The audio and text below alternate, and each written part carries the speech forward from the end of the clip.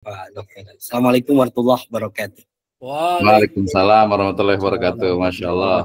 Kalau Fik Ustaz, siapa ini Ustaz Ikhwan nih, jadi Ikhwan nih, jadi lebih ini ya.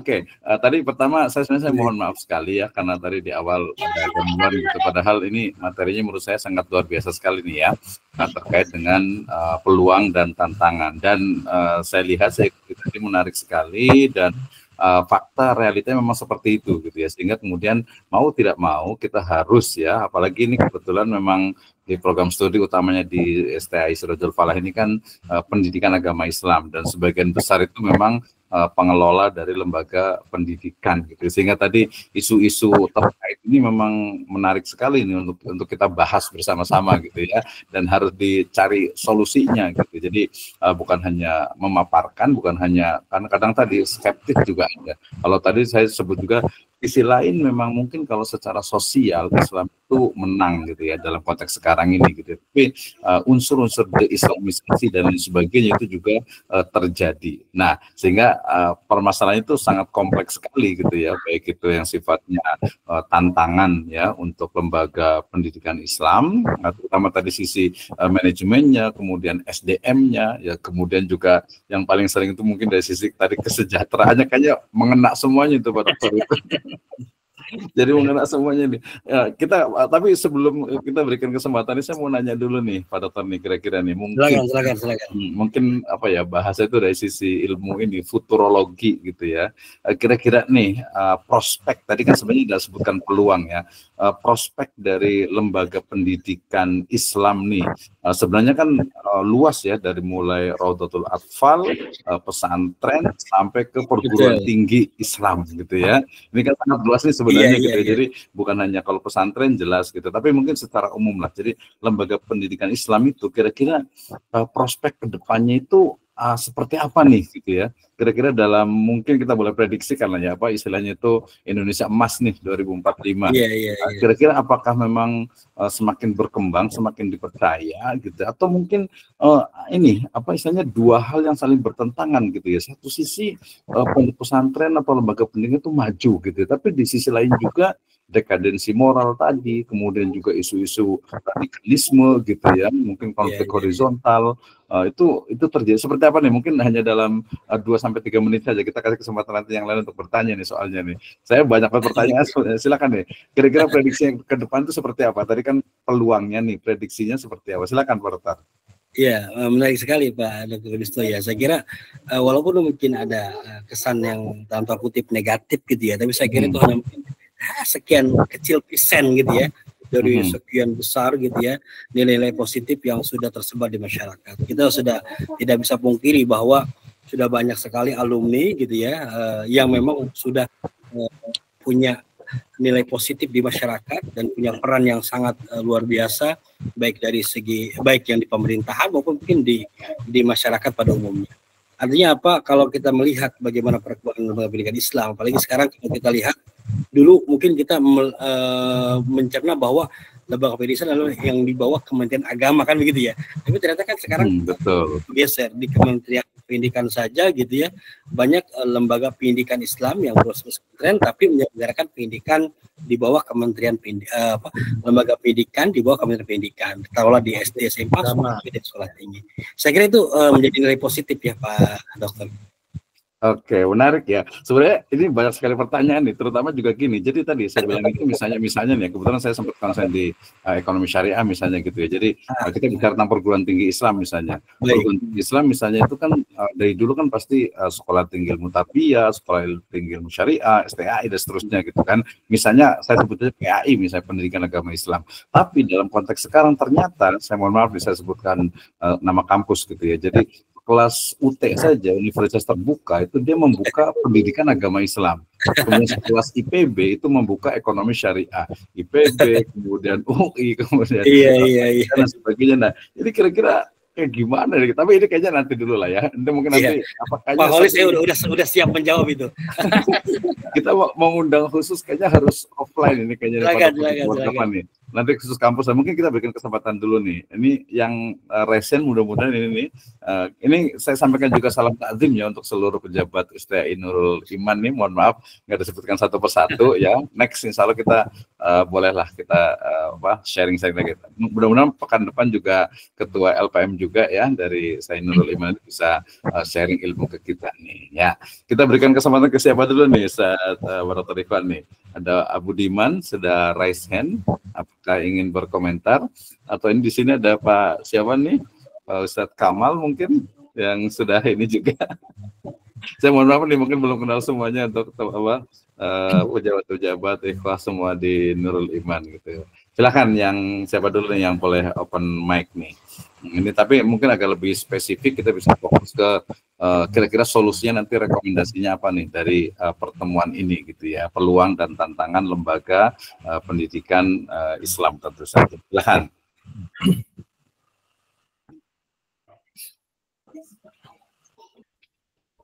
Iya. Silakan, ada yang mau komentar dulu juga boleh Pak. Siapa nih saya panggil, mohon maaf kalau salah panggil, Ustaz Kamal Malawi mungkin boleh, silakan. Ya baik, Assalamualaikum warahmatullahi wabarakatuh. Waalaikumsalam warahmatullahi wabarakatuh. Para Pak Dokter dan sebagainya. Kebetulan ini kasus ya. Kalau kami ini memang bukan ada beberapa lembaga pendidikan yang memang khusus tahfiz yang kita buat. Ada juga lembaga yang sifatnya itu fokus ke skill ya, kayak BLK gitu ya. Jadi banyak kami menghadapi kasus-kasus ini memang pada saat silaturahim dengan beberapa kiai-kiai ya, terutama beberapa tokoh MUI itu. Dia mengambil ayat begini, la tuharrik bihi lisanaka lita'jala bih. Ini kok pesantren tahfiz ini kenapa belajar Al-Quran itu harus 2 tahun harus selesai, padahal kita itu memang dilarang untuk membatasi berinteraksi dengan Al-Quran. Sementara kita ini harus dibatasi 2 tahun harus menguasai Al-Quran gitu ya. Jangan gerakan lidahmu itu ingin segera untuk menguasai Al-Quran. Nah, ini yang kami hadapi aja ini Pak Dokter. Jadi dalam waktu yang singkat ini kan lembaga pendidikan itu punya batas-batas ya. Ada 2 tahun untuk belajar, 1 tahun pengabdian gitu ya. Nggak bisa continue gitu. Sehingga di tengah masyarakat itu juga kita dapat masukan juga. Karena kita punya beberapa lembaga pendidikan tahfiz yang free ya, Binong, Bekasi, dan Bogor. Ini kok lembaga tahfiz ini sekarang ini kan seperti jamur. Iya betul. Tapi lemah itu di fikih. Waduh.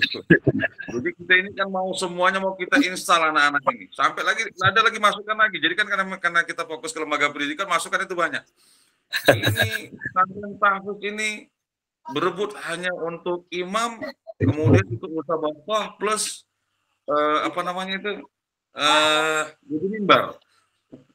Jadi terkadang di tengah kita membuat sebuah lembaga pendidikan, tentu anak-anak itu ketika dia selesai itu menguasai semuanya gitu. Jadi lemahnya dari life skill-nya ketika keluar gitu. Sehingga kita dapatkan itu di Karawang ya. Saya silaturahim ke sono, kemudian sang kiai menunjuk ustaz, itu tahu antum itu santri saya ya yang sudah selesai 30 juz. Jadi sudah mungkin hafal 30 juz itu dia jualan cilok. Nah, jadi sebenarnya dia nggak ada masalah dengan jualan cilok itu, tapi dengan beban Quran yang ada di kepalanya, sehingga jadi saya berpikir ternyata lembaga kita ini belum selesai gitu. Jadi kita hanya bisa menguatkan dia dari segi tahfiz dan sebagainya, tapi kan banyak ini lembaga pendidikan itu mau semuanya menginstal anak-anak dalam waktu 2 tahun dan 3 tahun. Jadi kita menanyakan ini kepada Pak Prof ini, yang sekarang ini kami fokus tangan ini lembaga pendidikan tahfiz ini apa ya?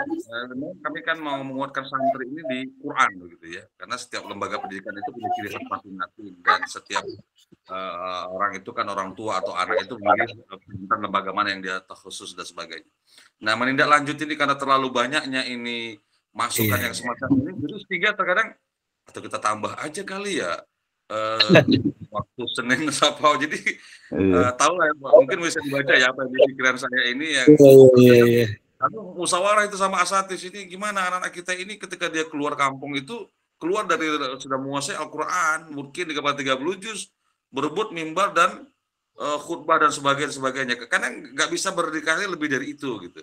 Sementara waktu kita terbatas. Ya. Mudah-mudahan ini tadi kasus yang ada di Banten khusus tahfiz lah yang kami sekarang sedang racik dan sebagainya. Mohon masukannya ini Pak Dokter ini. Baik. Ya, silakan langsung Pak Dokter. Menarik nih ya. Kalau dari pikiran saya sebentar nih, saya juga ini nih termasuk memperhatikan nih. Jadi ini banjir tadi tsunami atau mungkin lebih tepatnya itu tadi ya rumah tahfidz ataupun lembaga tahfidz yang menjamur gitu. Jadi pertanyaan saya juga nanti terkait sebenarnya seperti apa sih metode pembelajaran atau metode belajar dalam Islam. Saya biasa nanti seperti itu biasa pertamanya itu. Terus keduanya tadi sama juga tuh. Jadi setelah hafal 30 juz, what's next gitu ya. Apa nih gitu? Apakah nanti mungkin akan muncul sekarang udah banyak ya pesantren tahfidz plus IT, ya tahfidz plus desain, tahfidz plus bisnis gitu kan ya. Nah kira-kira ini kayak gimana nih kira-kira deh. Menarik nih, silakan Pak Dr. Ikhwan nih untuk menanggapi nih, silakan nih. Oke, baik. Terima kasih Pak Dr. Misno, Pak Kamal juga terima kasih atas pertanyaannya. Saya kira nanti mungkin jadi bahan untuk diskusi juga bagi dosen atau peserta yang lain untuk bisa memberikan masukan. Sebelumnya suara saya jelas Pak Dokter? Jelas lumayan. Jelas. Ini. Baik, saya mungkin lebih meletakkan ke dalam 3 hal. Yang pertama, satu sisi memang kadang kita terbelenggu dengan market gitu ya. Jadi seolah-olah masyarakat sekarang ini dengan market, mohon maaf gitu ya, tahfidz seolah-olah itu jadi daya tarik sendiri gitu ya. Sehingga sekarang justru yang menarik bukan hanya di beberapa pesantren gitu ya, beberapa PAUD gitu, pada pendidikan anak usia dini saja gitu ya, sudah brandingnya itu PAUD tahfidz gitu ya, sekian surat gitu. Padahal kalau saya lihat atau kita lihat perkembangan anak gitu ya, sebenarnya itu ya bukan kurang tepat gitu. Jadi harus memang dibarengi gitu.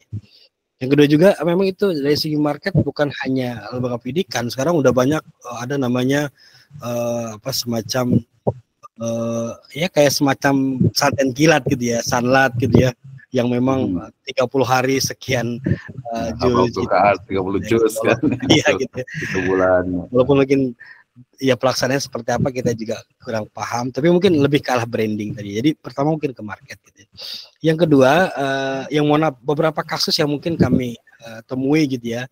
Kadang anak yang katakanlah peserta didik yang memang difokuskan di misalkan di hafalan Al-Quran saja tanpa ya katakan ada soft skill yang lain, atau mungkin kemandiriannya juga tidak dibentuk gitu ya. Artinya hal-hal katakanlah life skill-nya juga tidak dibarengi, sehingga ketika nanti dia di masyarakat dia kaget gitu ya. Kagetnya dia mungkin punya pandangan bahwa apa yang dia pelajari sekarang atau di pesantren atau di bawah pendidikan yang sudah dia pelajari, yang sudah dia diberikan oleh guru dan seterusnya, seolah keluar itu udah langsung seperti semuanya serba instan gitu ya. Ternyata pasti prakteknya nggak demikian gitu ya. Dia harus ketemu dengan masalah-masalah hidup dan seterusnya gitu ya. Dia ketemu dengan ya katakanlah ya apalagi mungkin sudah punya tanggung jawab dan seterusnya. Ternyata itu bukan satu-satunya solusi gitu. Artinya apa? Ternyata tadi banyak soft skill gitu ya yang memang belum diterima atau mungkin belum bisa diemban oleh seorang katakanlah peserta didik ketika dia terjun di lapangan. Itu yang kedua. Yang ketiga saya kira mungkin tadi ya kalau kita kembali kepada manajemen lembaga pendidikan, maka itu mungkin masuk di manajemen kurikulum ya Pak Dr. Wisnu mungkin ya. Jadi bagaimana sebenarnya lembaga pendidikan itu harusnya melihat gitu ya usia berapa gitu ya. Anak ini setidaknya misalkan harus fokus di Al-Quran. Usia berapa anak ini misalkan fokus di mohon maaf gitu ya, di bahasa, fokus di verbal, fokus di soft skill yang lain gitu, sehingga nanti sekarang kan kadang kita juga membacanya sulit gitu ya, karena ada juga PAUD yang khusus Al-Quran gitu ya, ada juga SD yang memang ternyata khusus Al-Quran. Nah, kalau kita lihat dari rencana ini itu kan seolah-olah ada yang terputus gitu ya. Ya, terus di posisi mana harusnya anak didik itu memang di posisi Al-Quran, sehingga ketika misalkan di perkembangan usianya itu lebih tepat menerimanya. Saya kira itu mungkin beberapa tanggapan dari saya, Pak Kamal. Tentunya mungkin teman-teman yang lain bisa menambahkan. Yang jelas ini menjadi sebuah katakanlah polemik di masyarakat kita yang harus segera dipecahkan. Walaupun kita tadi Pak Kamal menyampaikan dengan la tuharik lisanaka lidzalik ta'jalabi, ya mungkin dasar ini juga bisa dikatakan, bisa dijadikan fondasi. Walaupun mungkin dari sisi pandang tafsir yang lain juga itu juga cukup luas begitu ya. Saya kira itu mungkin Pak Dokter. Saya kira terima kasih Pak Kamal. Luar biasa nih Pak Dokter Ikhwan Subaikin ya. Terima kasih Pak Kamal nih, menarik nih kalau di kajian kami di STI Sirajul Falah ini pasca sarjana itu kita kan ada desain pengembangan kurikulum, kemudian juga untuk inovasi dan desain pembelajaran. Di situ sebenarnya bisa dikaji tuh. Pertama terkait dengan tadi kalau misalnya la tuharik lisanaka litajalabi, itu kan kita punya CPL nih, capaian pembelajaran lulusan gitu ya. Artinya ya kita punya program 2 tahun, kemudian apa nih target, mungkin target maksimalnya gitu. Jadi bukan berarti tergesa-gesa, tidak gitu ya. Walaupun mungkin ada juga nih beberapa ma'had itu yang penting hafal dulu 30 juz gitu kan ya. Mungkinnya belakangan ada juga. Tapi itu kan sebagai sebuah evaluasi, saya rasa tidak ada masalah gitu. Cuman tadi yang saya pikirkan itu terkait dengan maraknya rumah tahfidz, lembaga tahfidz, itu memang apa nih yang kedepannya, termasuk tadi mungkin kalau di inovasi pembelajaran juga itu ada juga problem based learning gitu ya. Ada satu menarik nih, tadi sempat disinggung nih Pak Dr. Ikhwan Subaikin terkait dengan image pesantren. Kemarin belum lama ini juga muncul juga ya isu-isu negatif itu. Nah, saya juga sempat ada teman yang di Malaysia juga ketika membahas tentang pondok di sana, itu juga tidak lepas juga dari isu itu. Oke, tapi bukan berarti lepas dari benar tidaknya isu itu, tapi ada satu sisi di mana ya mungkin base-nya adalah kullu bani Adam khotoun gitu ya. Tapi kemudian ini kan perlu diperbaiki, di mana ada case ya sebenarnya di Indonesia gitu, di Malaysia itu seorang yang ditahfidz 30 juz gitu ya, tapi ternyata melakukan hal-hal yang bertentangan dengan Al-Quran itu sendiri gitu. Nah ini kan permasalahan. Jadi ternyata ya bukan hanya hafal, tapi tadi ruhnya ya, selain tadi ada soft skillnya ya, hard skillnya juga, karakter atau kepribadiannya itu menurut saya juga sangat penting gitu. Jadi mudah-mudahan ini masukan ya berarti dari Pak Dr. Ikhwan ya terkait dengan pembelajaran tahfidz, pondok tahfidz, ma'had tahfidz itu memang bukan hanya ya hafalannya saya, tapi juga tadi program misalnya soft skill-nya dan sebagainya itu bisa juga tuh, atau itu mesti ada, karena memang tadi kebutuhan anak itu kan bukan hanya itu gitu kan, bukan hanya itu. Sama juga nih, saya sempat mengkritik dulu ada ma'had juga, ini kalau tadi tahfidz ini ke yang lain, misalnya gini, satu angkatan di pesantren modern ini cukup besar itu ya, sekitar anggap saja 100 lah per kelas, satu alumni. Nah ternyata dia fokus kepada misalnya hanya ke Timur Tengah, mungkin satu ke Saudi, mungkin satu ke Al-Azhar, ke Mesir, ke Maroko, atau mungkin satu lagi. Nah tapi ternyata ketika lulusan itu ternyata dari 100 itu paling ke Madinah paling hanya 2 atau 3 orang, yang ke Mesir itu paling hanya 2-3 orang, mungkin ada yang mungkin ke Libya gitu ya. Nah ternyata 80% itu adalah ya bukan ke sana gitu. Ini kan berarti kan pertimbangan juga. Jadi ya harus ada ini skill yang memang mereka kuasai mau kemana gitu. Walaupun mungkin ada memang karakter dari masing-masing tadi ma'had atau pondok atau pesantren itu. Nah itu menurut saya juga menjadi pertimbangan ketika menentukan sebuah tadi brand image sebuah pesantren. Nah itu ya. Itu ide saya, gagasan gitu ya.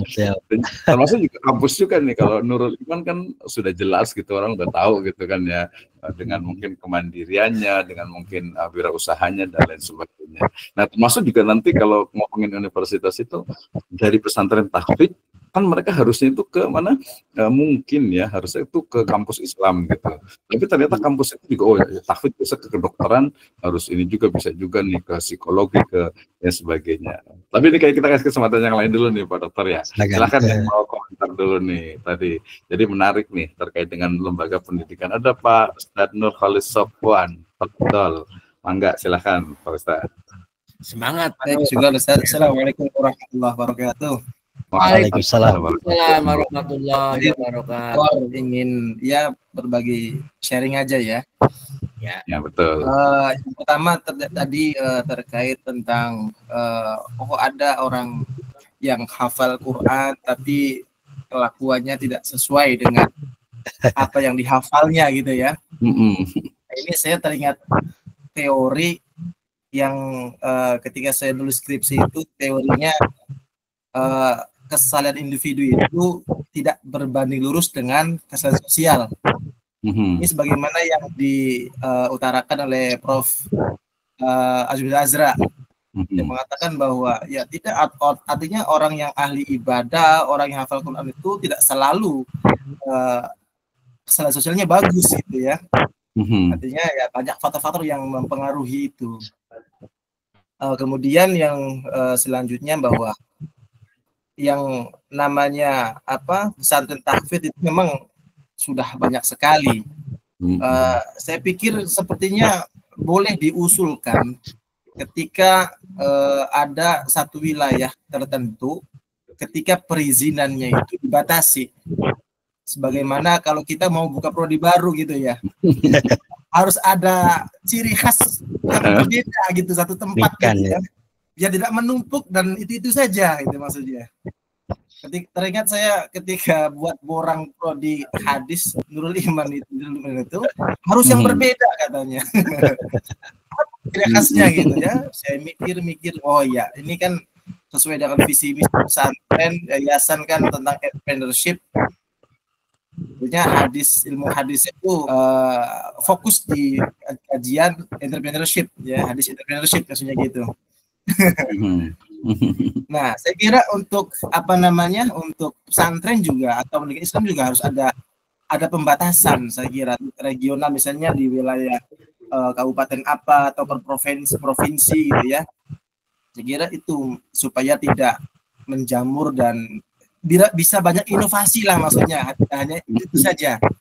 Saya kira tadi ya untuk pengembangan misalnya ada yang di daerah Jawa itu antara Quran Science gitu ya. Jadi ada mix antara kajian Al-Quran dengan ilmu sainsnya gitu, keren gitu. Itu yang menjadi pembeda. Jadi diberikan izinnya oleh pemerintah, itu luar biasa kalau begitu. Kemudian ada juga di sekarang ini pesantren itu yang gratisnya gratis, benar-benar gratis, ada yang mahalnya luar biasa gitu ya. Sehingga ini menjadi ketimpangan, kasihan bagi orang-orang yang misalnya pengen belajar tetapi ternyata terlalu mahal gitu. Sehingga pilihlah tempat yang gratis gitu ya. Sehingga yang saya kira kalau pesantren yang mahal itu bukan dilihat dari kualitas, saya kira dari fasilitas. Jadi jual fasilitas gitu, dibandingkan mengedepankan kualitas malah menjual fasilitas. Ini yang kita perhatikan supaya maksudnya kita kedepankan kualitas dibandingkan fasilitas. Yang penting layak lah, intinya itulah ya. Kalau yang penting sudah layak, kita cari yang kualitasnya yang bagus gitu loh ya. Utamanya di situ. Yang ini ada AC-nya ya kan, jadi mahal, sekali masuk 20 juta. Aduh orang tua sepak jidat ya kan. Nah ini ya, selanjutnya ini juga terkait dengan pesantren dan PKIS ya. Saya kira untuk menjawab tantangan zaman itu, saya kira baik pesantren maupun PKIS itu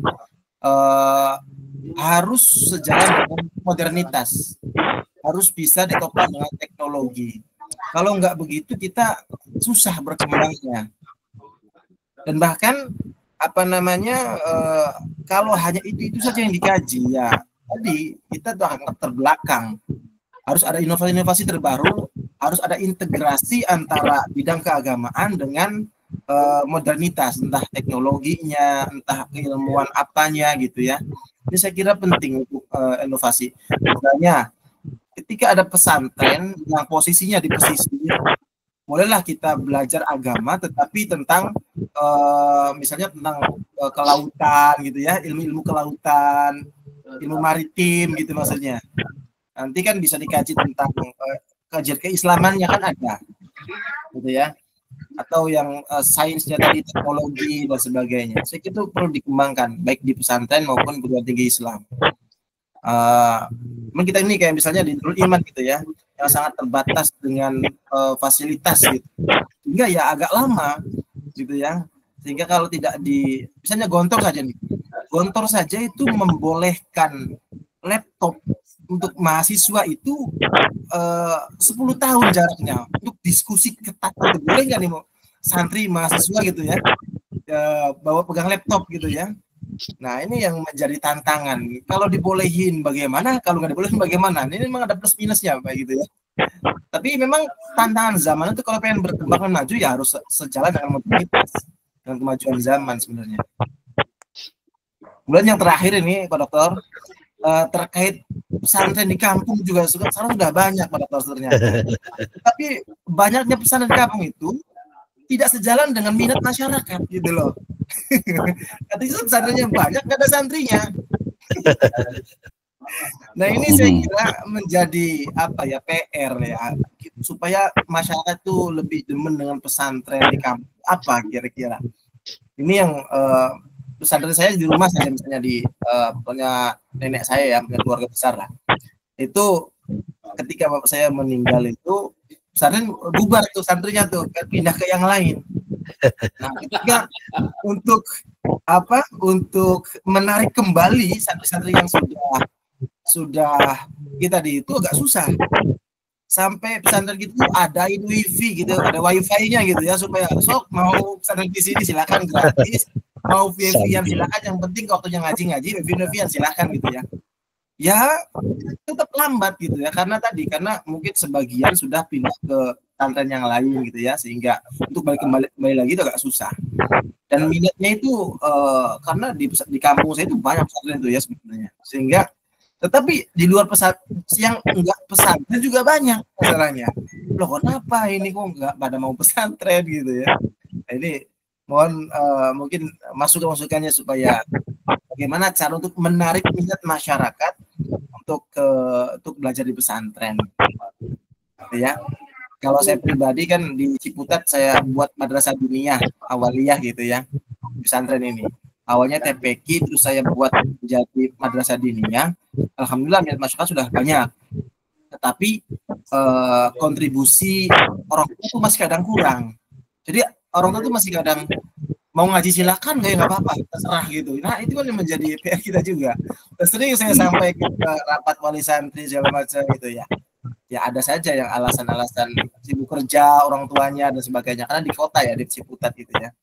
Jadi agak susah untuk memanage. Mungkin ada masukan dari para ustaz dan dokter juga mungkin untuk kami ya, terlalu praktisi di lapangan.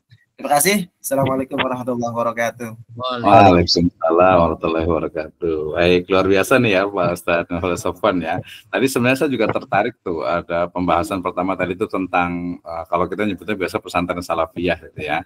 Pesantren salafiyah itu di Bogor Barat terutama itu ya sudah sangat menurun sekali gitu, karena memang masyarakat itu inginnya itu bukan hanya pesantren tapi ada sekolahannya ya, kita sebut dengan pesantren modern gitu ya. Itu juga menarik, juga pembahasan menarik. Itu yang pertama. Yang sebelumnya lagi saya juga sempat ngobrol dengan satu owner yayasan gitu pesantren, untuk itu sekitar 35 juta, ada 40 juta sampai 65 juta masuknya per bulannya, dari mulai 2 juta kemudian 2,5 juta sampai 3,5 juta gitu. Tapi menarik gitu. Ini mungkin next kali ya pembahasannya gitu. Jadi ternyata dibilang katanya justru katanya itu kita inginnya itu asatizah di pesantren itu minimal tuh mereka punya inilah Avanza lah gitu ya, dengan rumah yang cukup gitu ya.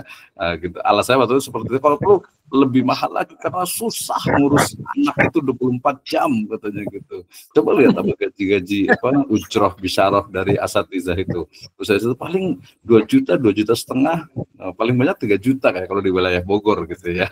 Nah, tapi itu kan satu sisi ya oke lah gitu. Tapi apakah berikutnya adalah apakah juga manajemen keuangannya itu juga memang berbanding lurus dengan kesejahteraan dari Ustadz dan pegawainya gitu ya. Ini kayaknya perlu riset nih. Ada teman kebetulan di Sukabumi itu murid yang ngambil S2 di keuangan ini di keuangan syariah gitu ya. Jadi ternyata memang ya tidak semuanya gitu ya hasil risetnya itu. Artinya tadi bahwa mahal tidaknya memang tadi sebenarnya bukan hanya kualitas, termasuk juga ya mungkin tren kan di Jabodetabek, di kota-kota besar gitu. Nah, tinggal kalau ini penekanannya adalah ya kejujuran dari yayasan dalam hal keuangannya itu. Ketika memang mahal, kemudian ternyata asatizahnya itu tersejahterakan gitu kan ya mungkin juga meningkatkan ini juga, artinya kesejahteraan tadi yang disinggung oleh Pak Dr. Subaiki gitu ya. Jadi kesejahteraan itu agak kurang nih.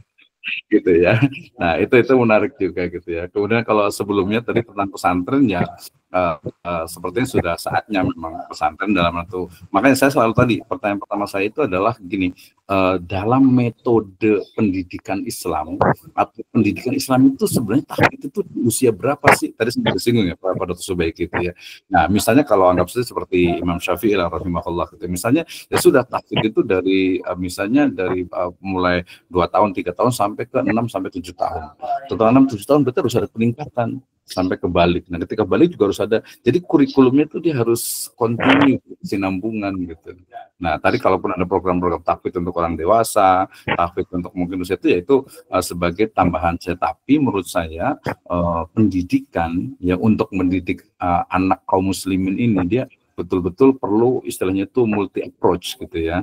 Nah, memang kalau kita bilang ya banyak anak-anak umat Islam ini yang menjadi korban sistem pendidikan, gitu kan.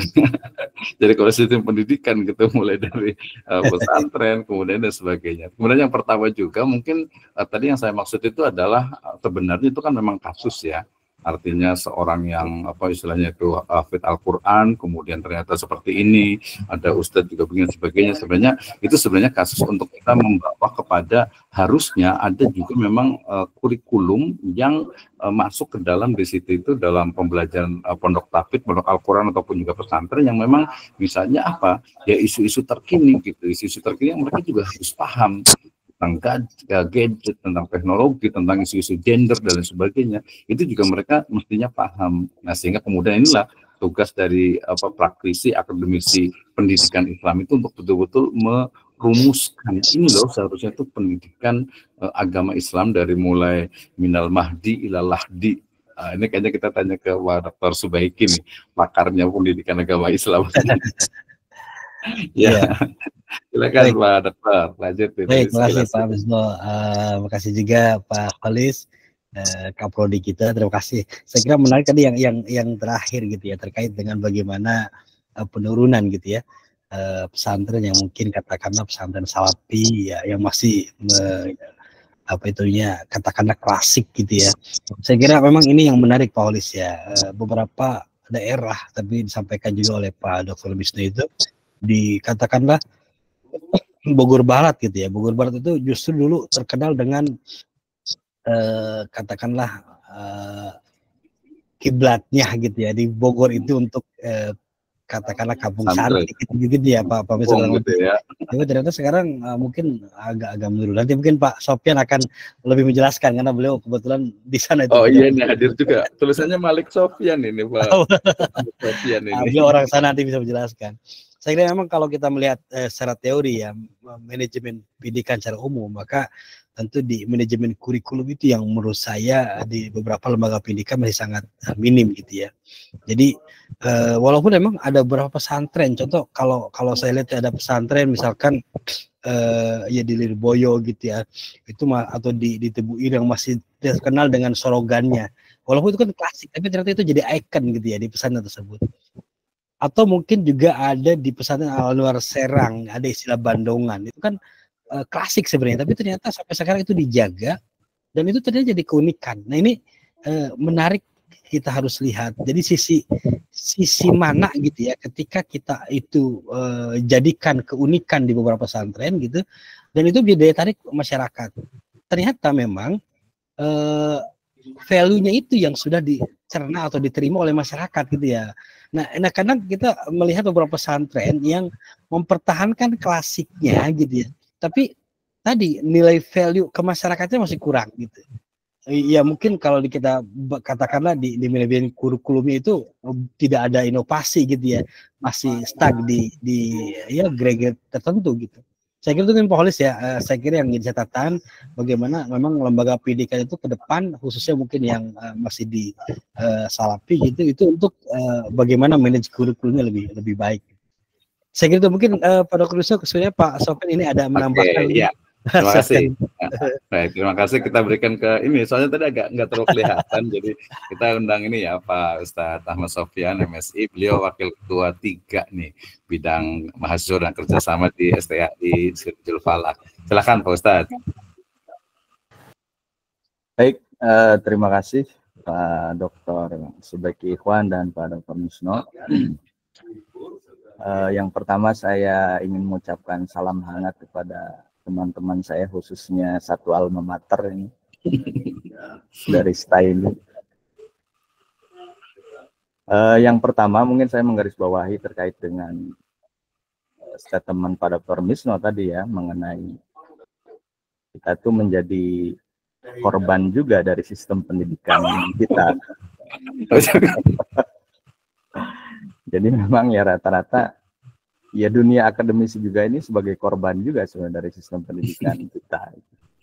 Nah, mengenai peluang dan tantangan pendidikan Islam, saya kira memang kalau sudah membawa identitas Islam, ya sepatutnya dan seyogyanya saya kira kita kembali kepada ajaran-ajaran Islam yang tentunya yang dibawa oleh para ulama-ulama dulu kita ya, terkait dengan keilmuannya, peninggalannya, karya-karyanya, karya kitab kuning dan lain sebagainya.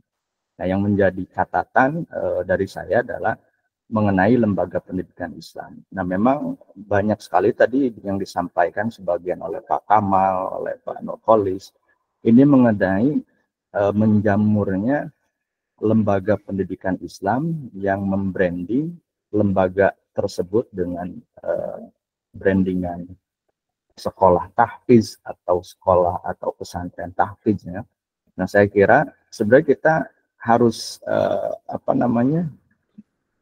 paham lah atau harus sadar terkait dengan kalau sudah membawa embel-embel nama Islam ya tentunya kita harus berpegang teguh kepada keilmuan turots ulama ya zaman dulu, ajaran-ajaran Islam. Bagaimana ketika kita mendirikan sebuah lembaga pendidikan pesantren khususnya ataupun tahfiz yang hafal Quran, kemudian bagaimana mau paham Al-Quran ketika ilmu dasar-dasar keislamannya saja itu kita artinya diabaikan. Ya, contohnya salah satu untuk dalam pemahaman Al-Quran kan harus ada ilmu alat, ilmu nahwu, ilmu tafsir gitu kan.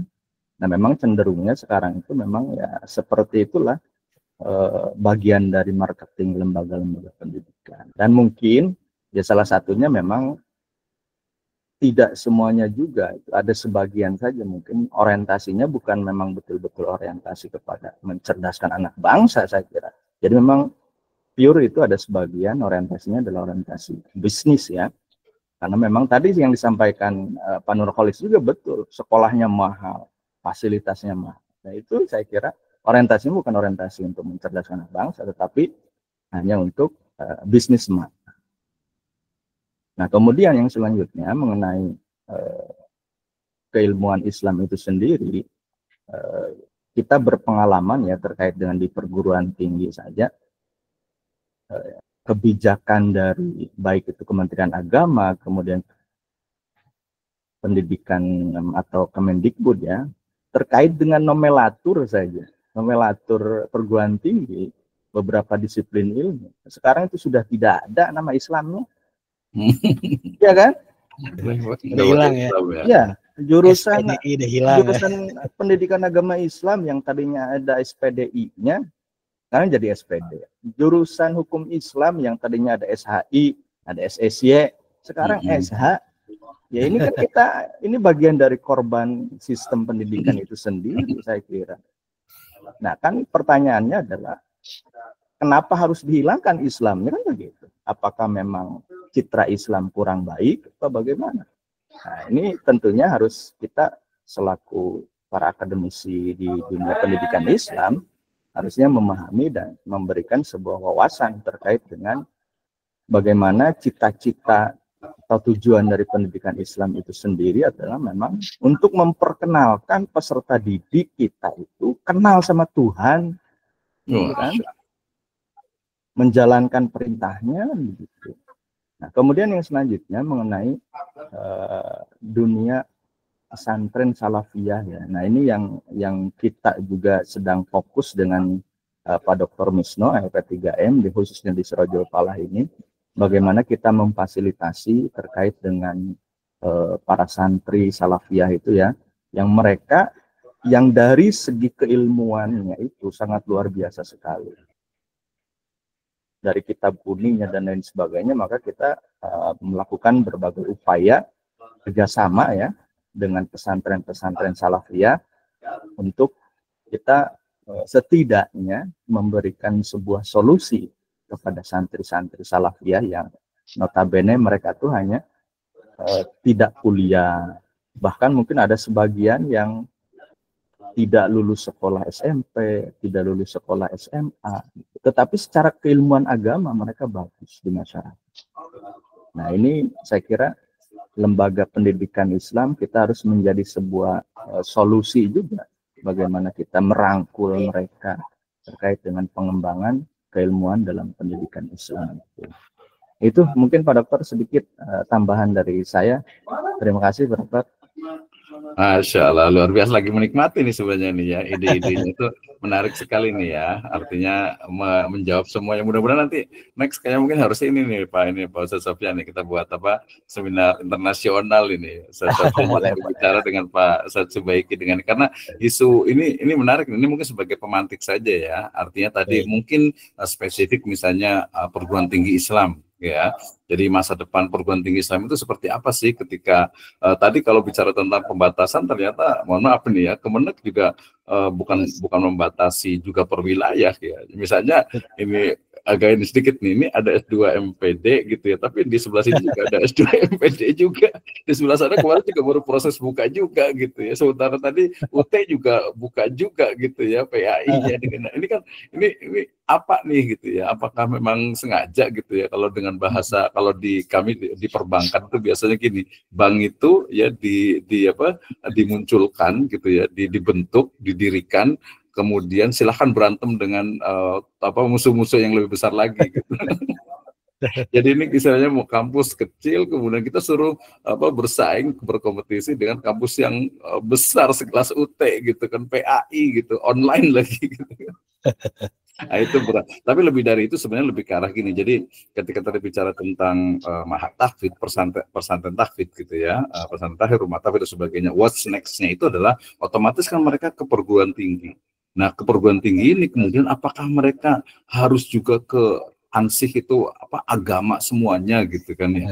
Saya rasa mungkin ide saya mungkin tidak hanya itu, bahkan ke depan itu mungkin ada jenderal yang tahfidz Al-Qur'an, presiden tahfidz Al-Qur'an, anggota DPR MPR itu mereka alumni pesantren yang tahfidz Al-Qur'an. Artinya tahfidznya itu memang dia sebagai fondasi awal. Tadi setuju sekali dengan Ustaz Sofyan bahwa setelah mungkin bisa jadi ini satu ide, mereka hafal Al-Qur'an dulu, kemudian hadis ya, kemudian setelah itu baru nanti pemahaman mungkin nanti fikihnya, usul fikihnya, kemudian juga ulumul Qur'annya, ulumul hadisnya. Ini tugas dari akademisi ini nih pendidikan agama Islam nih, untuk kandidat doktor kita nih Ustaz Ahmad Sofyan nih, ditunggu nih untuk ini.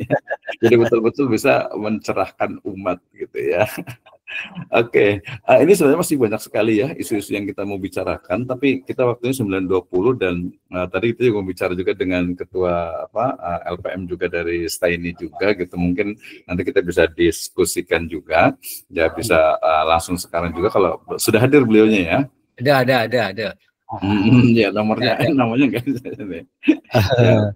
Baik, terima kasih banyak nih. Jadi untuk Ibu Bapak sekalian, terima kasih sudah hadir pada Presiden Lecture kali ini. Ini pemantik, saya rasa tadi isunya itu harus lebih diangkat lebih besar lagi tentang peluang dan tantangan lembaga pendidikan Islam. Nanti akan lebih spesifik lagi dari mulai pesantren salafiyah, kemudian madrasah diniyah, ya kemudian mungkin pesantren modern, kemudian MIMTS Aliyah, ya misalnya Aliyah nih, ada teman itu di Madrasah Aliyah itu di Kota Bogor gitu ya, itu sekarang itu dengan kebijakan pendidikan, ini ke Sofyan lagi harusnya ke Kemenak nih gitu ya, dengan kebijakan di MAN dengan SMA dengan ini, artinya justru jumlah dari siswa Madrasah Aliyah swasta ini menurun.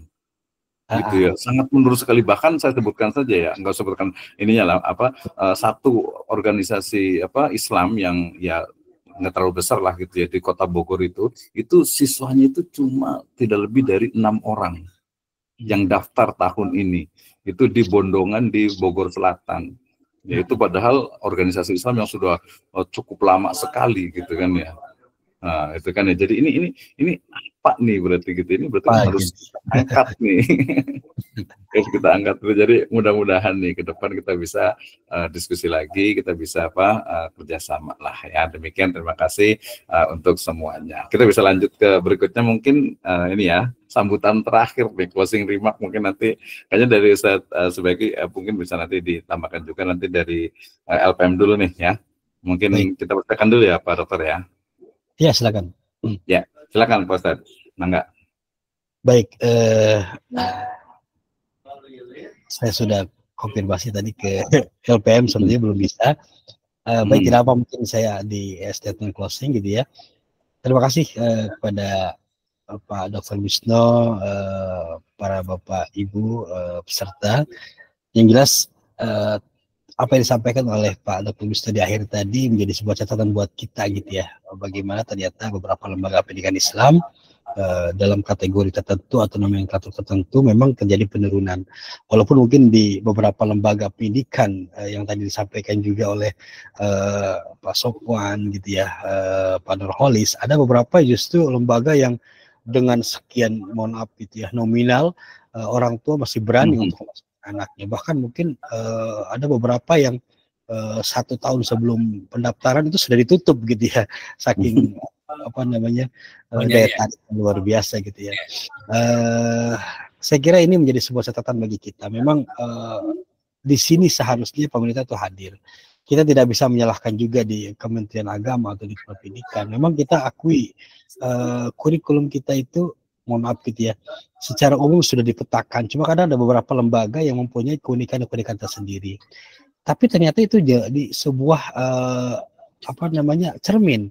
Contoh katakan seperti ini. Kita tahu di lembaga misalkan ada, mohon maaf gitu ya, Al-Azhar misalkan. Kita udah tahu bagaimana sepak terjangnya di negara kita. Kalau kita lihat bagaimana kurikulum, tentunya mungkin tidak sama persis dengan kurikulum nasional yang ada di kementerian kita gitu ya. Tapi ternyata itu menjadi sebuah ikon dan justru ditiru gitu ya oleh beberapa lembaga yang lain, yang ketika dia meniru justru itu dia menjadi ada kemajuan gitu. Ada beberapa lembaga yang lain mungkin saya tidak sebut satu. Artinya apa? Memang masyarakat kita ini sebenarnya belum punya konsentrasi, belum dikonsentrasikan secara dalam jalur yang rapi gitu ya. Sehingga tadi ada pesantren atau ada pendidikan di jenjang SD, dia tahasusnya di ini, tapi di SD yang sebelahnya juga tahasnya di ini. Padahal sebenarnya kalau kita lihat kan kurikulum sudah jelas gitu ya. Yang pertama, yang kedua, memang tadi disampaikan oleh Pak Dr. Wisno, kita juga kadang ada ketimpangan. Ini juga menjadi polemik yang panjang lebar. Nanti mungkin Pak Dr. Yasin bisa menambahkan. Dia bilang kebetulan dulu di Kasubdit di kurikulum di Kemenag, sekarang di DPK di kampus kami Pak Dr. Wisno. Iya, betul kita kasih kesempatan nanti. Ya, jadi ini sempat juga dibahas oleh Abah Abdul Halim Sagaf. Jadi Kementerian Agama itu sebenarnya dengan Kementerian Pendidikan kadang menjadi artinya sama-sama ngurus pendidikan gitu ya. Di Kementerian Pendidikan ngurus pendidikan, di Kementerian Agama ngurus pendidikan. Dan satu sama lain seolah punya maaf ya, image masing-masing gitu, jaim lah gitu ya. Kemudian pendidikan juga punya ciri khas, kemudian agama cuma ciri khas. Padahal sebenarnya itu harusnya kan disamakan gitu ya, porsinya disamakan, apa itu namanya, kontennya gitu. Nah ini juga saya kira dari segi kebijakan kita juga harus banyak yang kita harus telaah gitu. Saya kira kurang lebih seperti itu mungkin Pak Dr. Wisno, terima kasih atas waktunya dan suatu kebanggaan sendiri bagi saya pribadi dan kami di STAI Nurul Iman dilibatkan dalam forum group discussion untuk malam hari ini. Terima kasih, mudah-mudahan bermanfaat dan mohon maaf apabila kekurangan. Assalamualaikum warahmatullahi wabarakatuh. Waalaikumsalam warahmatullahi wabarakatuh. Oh, ini udah ditutup aja ini, padahal masih belum ini. Kita kasih kesempatan dulu ya, Pak. Silakan, kita ikut aja gimana. Ya, ingin komentar mau berikan. Silakan. Silakan, ada beberapa kritik nih. Silakan Pak Ustaz. Silakan Pak Ustaz Muhammad Najasin. Senior ini beliau. Maksudnya saya ini. Oh, Pak Yasin. Oh, baik. Baik, terima kasih. Assalamualaikum warahmatullahi wabarakatuh. Waalaikumsalam warahmatullahi wabarakatuh. Saya sangat mengapresiasi dengan FGD yang diprakarsai oleh STAI Sirtul Falah ini. Dan alhamdulillah diberikan kepercayaan kepada pimpinan kami, Pak Iqbal. Ini suatu kehormatan yang sangat luar biasa dan materinya cukup memberikan sentuhan hati kepada saya. Jadi timbul lagi istilahnya apa ya, idealisme saya terkait dengan pendidikan. Sebetulnya tantangan dan peluang pendidikan ini sudah lama sekali menjadi target dan program, khususnya Direktorat Jenderal Pendidikan Islam. Jadi antara tantangan itu sudah dijawab peluang yang ada. Di Direktorat Pendidikan Islam itu ada beberapa dalam satu direktorat itu subdit yang memang memberikan peluang itu. Dari mulai sudut ketenagaan, kurikulum, atau akademik, bahkan penelitian, sampai ke sarana prasarana, itu semuanya sudah tersedia. Nah, pada saat Direktur Jenderalnya Pak Kamarudin Amin yang sekarang menjadi Dirjen Bima Islam itu ingin memetakan khususnya PT KIS itu menjadi PT KIS yang mempunyai distingsi atau ciri khas. Jadi ciri khasnya itu misalkan tadi ada yang disebutkan di bidang tahfidz atau ada juga bidang IT, bahkan kewirausahaan, bahkan multimedia. Nah, sementara ini belum ada yang memberikan masukan tentang distingsi. Nah, mungkin forum ini bisa memberikan masukan, khususnya di wilayah Jawa Barat barangkali itu bisa dikembangkan atau bisa diprogramkan, sehingga tantangan ke depan tentang pendidikan Islam akan terjawab. Oh iya, di lingkungan Kopertis 2 ada perguruan tinggi Islam yang punya ciri khas seperti ini. Nah, itu sebetulnya sangat ditunggu. Nah, sampai sekarang ini belum ada yang memenuhi harapan dari pimpinan. Nah, mudah-mudahan dengan FGD ini akan ada semacam ya pikiran-pikiran ke arah sana atau memberikan masukan-masukan ke beberapa perguruan tinggi lain supaya ya adalah yang bisa dipetakan seperti itu. Nah, bisa jadi forum GRIP ini juga akan mengantarkan beberapa apa istilahnya karir yang akan meningkatkan jabatan fungsional kita, sehingga semakin banyak peserta PTKS yang andil dalam MOU ini, saya rasa ini sangat bagus. Ini sudah ada 4-5 aja udah sebetulnya sudah cukup bagus. Nah, ini tinggal bagaimana kita kembangkan menjadi ya ranah untuk berdiskusi, apa istilahnya brainstorming. Saya rasa ini sangat bagus sekali. Jadi mungkin itu Pak Wisno terkait dengan tantangan dan peluang itu sebenarnya sudah dipersiapkan. Tinggal bagaimana kita memanfaatkan peluang-peluang yang ada yang diselenggarakan oleh Direktorat Pendidikan Tinggi Islam.